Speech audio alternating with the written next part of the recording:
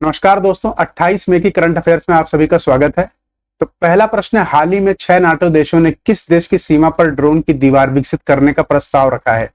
उत्तर देने से पहले जो लोग चैनल पर पहली बार आए हैं उन सभी का स्वागत है। तो कृपया करके चैनल को पहले सब्सक्राइब कर लें और जो लोग डेली संस्करण को देख रहे हैं उन सभी का धन्यवाद।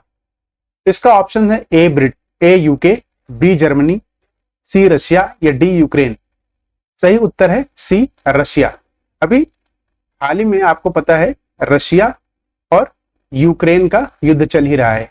उसी के बीच में 6 नाटो के देश, नाटो में टोटल कितनी कंट्रीज हैं ये आपको ध्यान होना चाहिए। 31 देश हैं। कितने देश हैं? 31 देश हैं नाटो में।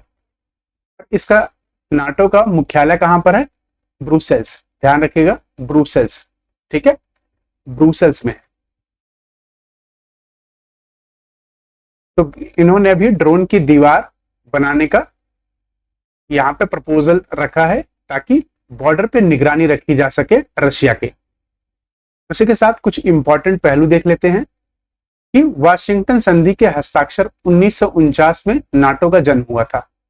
कि नाटो कब आया था, फॉर्म हुआ था 1949 में वाशिंगटन की संधि, जो कि यूएसए में हुई थी। तो इसमें 6 देश कौन कौन से हैं जो बॉर्डर बनाना चाहते हैं? वो लिथुआनिया है, लात्विया है, एस्टोनिया है, पोलैंड है, फिनलैंड है और नॉर्वे है। ठीक है, ये अपनी सीमाओं की रक्षा के लिए ड्रोन की दीवार, ड्रोन आपको पता है क्या होते हैं? एक अनमैन्ड व्हीकल होता है। ठीक है, उसको उड़ाएंगे, उसको उड़ा के निगरानी रखेंगे। वहीं फिनलैंड 2023 में 31वें सदस्य के रूप में इस गठबंधन में शामिल हुआ। तो आपको यह भी पता होना चाहिए हाल ही में सबसे लेटेस्ट किसने ज्वाइन किया है, तो ध्यान रखिएगा फिनलैंड। ठीक है, और वहीं इसका मुख्यालय मैंने बता दिया नाटो का कहां है? ब्रुसेल्स, जो कि बेल्जियम की राजधानी। ठीक है, अगला प्रश्न की तरफ बढ़ते हैं। अगला प्रश्न है कि film all we imagine is light के निर्देशक कौन है जिन्होंने कान फिल्म समारोह में ग्रांड प्रिक्स पुरस्कार जीता है। आपको मैं बता देना चाहता हूं, ग्रांड प्रिक्स पुरस्कार कांस का दूसरा सबसे सर्वोच्चतम है, सबसे सर्वोच्चतम अवार्ड है। ध्यान रख लिया, सबसे सर्वोच्चतम अवार्ड है, सेकंड। ठीक है, इसको किसने जीता है? मैसम अली, ए, बी चिदानंदा एस नायक, सी पायल कबाड़िया या डी ए आर रहमान। इसका सही उत्तर है सी पायल कबाड़िया। ध्यान रखिएगा, वही पायल कबाड़िया की film all we imagine is light ने प्रतिष्ठित ग्रांड प्रिक्स पुरस्कार जीता है, जो कि किस पे बेस्ड है? नर्स की स्टोरी पे बेस्ड है। ध्यान रख लिया, नर्स की स्टोरी पे। ये मुश्किल से 20 मिनट की शॉर्ट मूवी है, ध्यान रखिएगा, 20 मिनट की शॉर्ट मूवी है। कान पुरस्कार का दूसरा सबसे बड़ा है पुरस्कार, मैंने आपको बता दिया, कान में दिया जाने वाला फिल्म फेस्टिवल का दूसरा सबसे बड़ा पुरस्कार है। वही कबाड़िया इसे जीतने वाली पहली भारतीय बनी है। ध्यान रखना, आज से 30 साल पहले हमारी इंडिया की फिल्म नॉमिनेट हुई थी लेकिन जीती नहीं थी। लेकिन ये पहली बार है कि 2024 में इतिहास रचा गया है, पहली इंडियन। सम्मानित पाल्मे डियोर के लिए भी फिल्म को नामांकित हुई थी। ये ध्यान रखने का क्वेश्चन आ सकता है कि पाल्मे डियोर के लिए किस फिल्म को इंडिया की तरफ से नॉमिनेट किया गया था। तो ध्यान रखिए, फिल्म का नाम है all we imagine as light. ये है आपकी पायल कबाड़िया। ध्यान रखिएगा। अच्छा, कान फिल्म फेस्टिवल होता कहां है? इसका भी ध्यान रखिएगा, फ्रांस में। ये आपको ध्यान रखना है। भाई अगला प्रश्न देखते हैं। अगला प्रश्न है, कांस 2024 में सर्वश्रेष्ठ अभिनेत्री का पुरस्कार किसने जीता है? ए अनसुईया सेन गुप्ता, बी संतोष सिवन, सी आलिया भट्ट या डी प्रियंका चोपड़ा। इसका सही उत्तर है ए अनसुईया सेन गुप्ता। ये कोलकाता की है, ये ध्यान रखिए, कोलकाता की, आपको ध्यान रखना है। अनसुईया सेन गुप्ता को अनसर्टेन रिगार्ड की श्रेणी में द टेमलेस के लिए यह अवार्ड दिया गया है, सर्वश्रेष्ठ अभिनेत्री का। ये आपको ध्यान रखना है, जो कि कोलकाता की हैं। और ये कांस का कौन सा संस्करण था? ये 77वां संस्करण था, जो कि फ्रांस में हुआ है। फ्रांस की राजधानी क्या है? कमेंट बॉक्स में प्लीज बताइए। वहीं अगला प्रश्न है, किस फिल्म ने कान में प्रतिष्ठित पाल्मे डियोर पुरस्कार जीता? The seed of the sacred fig, Anora या all we imagine as light या ओपनहाइमर। इसका सही उत्तर है बी अनोरा। ये आपको ध्यान रखना है। बी, अनोरा ने जीता है। ओपनहाइमर को ऑस्कर मिला था, आपको याद होगा, ऑस्कर अवार्ड मिला था 2024 का। क्रिस्टोफर नॉलन की मूवी थी। उसी के साथ ये देखिए, ये यूएसए के डायरेक्टर हैं, इनका नाम भी ध्यान रखिएगा। इनका नाम है सीन बेकर। क्या नाम है? Sean Baker. पूछा जा सकता है कि इनका नाम क्या है और कहाँ के हैं, तो अमेरिका याद रखना है, ये आपको ध्यान रखना, वहां के डायरेक्टर है। मूवी का नाम है अनोरा। और कांस में सबसे उच्चतम श्रेणी का जो अवार्ड है उसे पाम डियोर कहते हैं, ये ध्यान रखना। ये देखिए पाम बना हुआ है, गोल्डन लीफ होती है, इसे दिया गया है। वहीं मोहम्मद रसुलोफ को the seed of the sacred fig के लिए प्रिक्स पुरस्कार दिया गया है। अगला प्रश्न है, खिलाफत आंदोलन कब शुरू किया गया था? ए 1919, 1920, सी 1921 या डी 1922? देखिए ये प्रश्न गांधी जी के जो भी ऊपर होते हैं आते जरूर है, इसीलिए इनसे चौंकी मत। करंट अफेयर्स में मैंने लिखा है स्टैटिक भी एक आध क्वेश्चन पूछा जा सकता है, तो ए है इसका आंसर, 1919 में। अच्छा, खिलाफत मूवमेंट हुआ क्यों था? अगर मैं पूछूं तो बता सकते हो? देखो, खिलाफत मूवमेंट होने का कारण क्या था? टर्की में वहां इनके खलीफा थे, तो ब्रिटेन ने उनको जो खलीफा की उपाधि है वो देने से मना कर दी थी। ठीक है, तो उनकी कंडीशन की वजह से इंडिया में मुस्लिम्स ने खिलाफत मूवमेंट चलाई थी।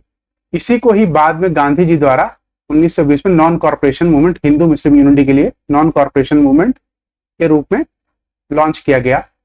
और 1920 में असहयोग आंदोलन जिसे कह रहे, इसके लॉन्च होने का कारण सबसे बड़ा था जलियांवाला मैसकर। आपको पता है जलियांवाला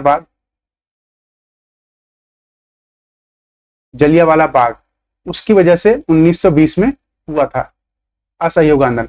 वहीं सविनय अवज्ञा, सिविल डिसोबीडियंस में 1930 में हुआ था। ये क्यों हुआ था? सिविल डिसोबीडियंस मूवमेंट क्यों हुआ था? मुझे कमेंट बॉक्स में आप बता सकते हैं। आपको याद होगा दांडी मार्च हुआ था। सॉल्ट लॉ, सॉल्ट पे कानून था कि भाई सॉल्ट सिर्फ सरकार बना सकती है और कुछ, लेकिन गांधी जी ने दांडी मार्च करके एक चुटकी सॉल्ट बना के इसका कानून तोड़ा था। वही भारत छोड़ो आंदोलन 1942 में, ध्यान रखिएगा इन सब चीजों के, बहुत इंपॉर्टेंट है। मैं अगले प्रश्न की तरफ चलते हैं। अगला प्रश्न है, 2024 में कौन सा उत्पाद भारत का चौथा सबसे बड़ा निर्यात आइटम बन गया? ए ड्रोन्स, बी स्मार्टफोन, सी इलेक्ट्रिक व्हीकल या डी पेट्रोलियम? इसका सही उत्तर है बी स्मार्टफोन्स, ये ध्यान रखिएगा, स्मार्टफोन्स। वही इंपॉर्टेंट चीजें हम बात कर लेते हैं। स्मार्टफोन 42% की वृद्धि के साथ भारत का चौथा सबसे बड़ा निर्यात बना है। आपको याद होगा PLI स्कीम 2020 में लॉन्च हुई थी, जिसके अंतर्गत ये पॉसिबल हो सका, अदरवाइज ये पॉसिबल नहीं था, क्योंकि 42% की वृद्धि इतनी आसान नहीं थी। तो प्रोडक्शन लिंक इंसेंटिव, मतलब जितना प्रोडक्शन हो सके करो, ताकि हमारे इंडिया में इंपोर्ट ना करना पड़े। भाई इंपोर्ट ड्यूटी लगती है, हमें ज्यादा बाहर पैसा भेजना पड़ता है, इसीलिए प्रोडक्शन लिंक इंसेंटिव 2020 में लॉन्च किया गया था। उसी की वजह से आज पॉसिबिलिटी हुई है। वही भारत के निर्यात देख लेते हैं। भारत के शीर्ष निर्यात कौन कौन से, मतलब टॉप निर्यात कौन कौन से? तो सबसे पहला है रिफाइंड पेट्रोलियम, दूसरा है हीरा, तीसरा है डिब्बाबंद मर्चेंडाइज, मतलब जो आपके पैक्ड प्रोडक्ट्स होते हैं। ठीक है, वहीं स्मार्टफोन चौथा आ गया है, ये आपको ध्यान रखना है। पहले चौथा आभूषण था। वहीं भारत के शीर्ष आयात क्या क्या है? हम सबसे ज्यादा क्या मंगाते हैं? पहला कच्चा तेल, ध्यान रखिएगा कच्चा तेल है, कोयला मत लिख दीजिए।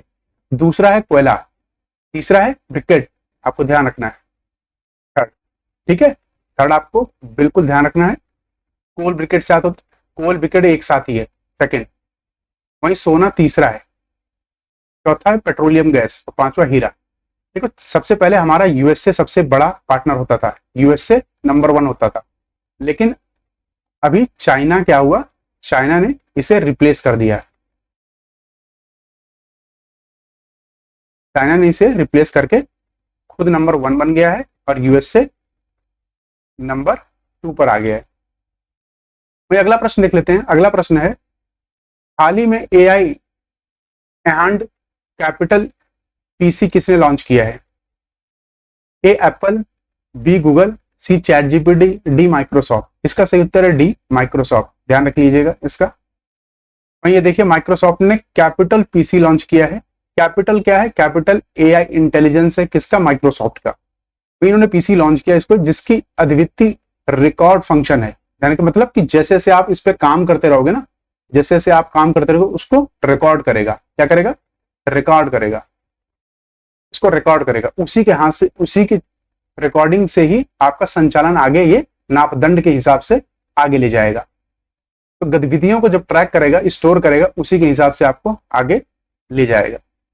वही माइक्रोसॉफ्ट के सीईओ कौन है? सत्या नदेला। संस्थापक कौन है? Bill Gates. आपको ध्यान रखना, सत्या नदेला इंडिया के, ये भी ध्यान रखना। अगला प्रश्न है, कौन सा संगठन water for shared prosperity report प्रकाशित करता है? UNESCO, WEF world economic forum, या WTO वर्ल्ड ट्रेड ऑर्गेनाइजेशन, या वर्ल्ड बैंक? इसका सही उत्तर है डी, विश्व बैंक। विश्व बैंक करता है, ये ध्यान रखिएगा। वहीं अगर मैं आपसे पूछूं कि ये रिपोर्ट कहां पब्लिश हुई थी, तो ध्यान रखिएगा अभी बाली में 10th वर्ल्ड वाटर फोरम चल रहा है, ठीक है, 10वां वाटर फोरम। यहीं पर ही इस रिपोर्ट को इन्होंने प्रकाशित करी थी। और इस रिपोर्ट में क्या मेजर फाइंडिंग्स थी? सबसे पहली फाइंडिंग क्या हुई रिपोर्ट में? ठीक है, रिपोर्ट में क्या क्या मिला? रिपोर्ट में मिला, पहली चीज इन्हें मिली कि 197 मिलियन लोगों के पास सुरक्षित पेयजल की कमी है और 211 मिलियन के पास बुनियादी स्वच्छता का अभाव है। बुनियादी स्वच्छता समझते हैं कि जो बेसिक नेसेसिटीज होती है वो भी नहीं है। 450 मिलियन, अच्छा 450 मिलियन कितना? लगभग 45 करोड़ के आसपास बात कर रही है। उच्च गरीबी और कम जल पहुंचने वाले क्षेत्रों में रहते हैं। तो जो जिन लोगों के पास अगर 3 वक्त का खाना और रोटी और पानी मिल रहा है ना, कपड़ा, तो समझ ले भगवान का डेली शुक्रिया किया करो। वहीं कम आय वाले देशों में आधे से कम स्कूलों में पानी की कम पहुंचता है। आज मॉडर्न स्कूलों में देखिए कि वाईफाई से लेके एसी तक है हमारे इंडिया में। विश्व बैंक एक अंतरराष्ट्रीय वित्तीय संस्थान है। अब विश्व बैंक के बारे में आते हैं, थोड़ा वर्ल्ड बैंक के बारे में। वहीं वर्ल्ड बैंक के बारे में थोड़ा सा जान लेते हैं। वर्ल्ड बैंक क्या है? एक ऋण देती है, अनुवादन होती है। अनुदान क्या होता है? अनुदान ग्रांट्स होते हैं जिनको वापस नहीं मांगा जाता, ठीक है, वापस नहीं मांगा जाता।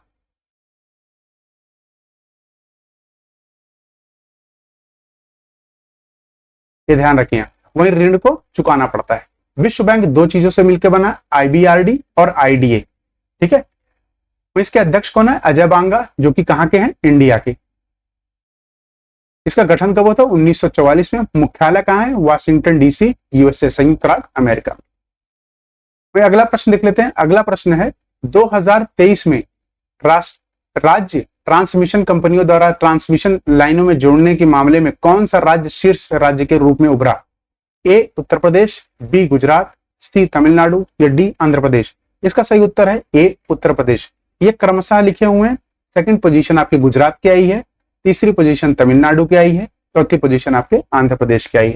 ये ध्यान रखिए, क्वेश्चन जो खासकर यूपी PCS वाले, यूपी PSC वाले या पेट वाले, ध्यान रखिएगा, क्वेश्चन इंपॉर्टेंट है।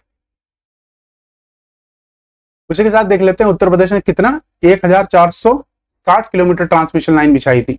वहीं इसके CM कौन है? योगी आदित्यनाथ जी। और गवर्नर कौन है? आनंदीबेन पटेल। लोकसभा की सीटें कितनी है? 80, आपको उधर। और यहाँ का कैपिटल क्या है? लखनऊ।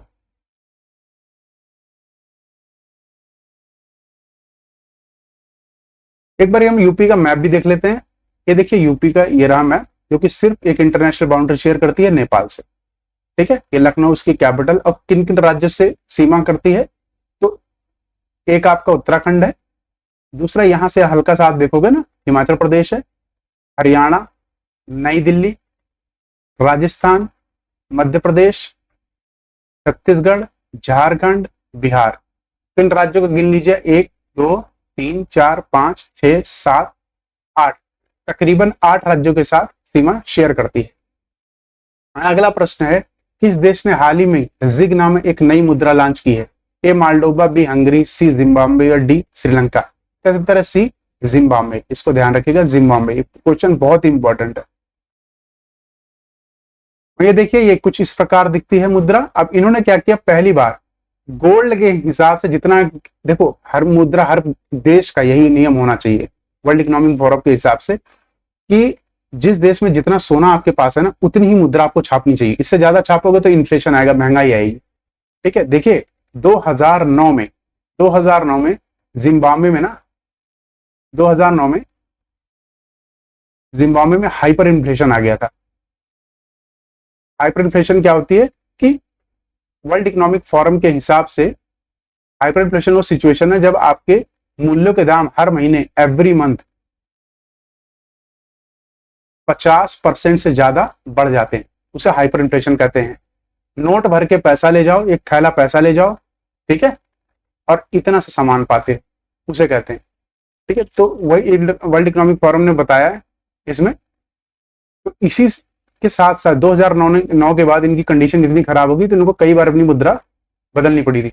तो अब फाइनली इन्होंने गोल्ड के हिसाब से मुद्रा छापी है। तो इसका राष्ट्रपति का नाम ध्यान रख लेना, इमरसन जम्बुडो मंगनावा, और राजधानी है हरारे।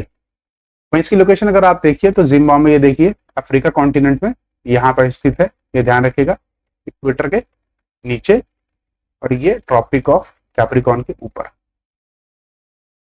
इसी के साथ धन्यवाद आप सभी का, आपका दिन शुभ हो, कल फिर मिलेंगे।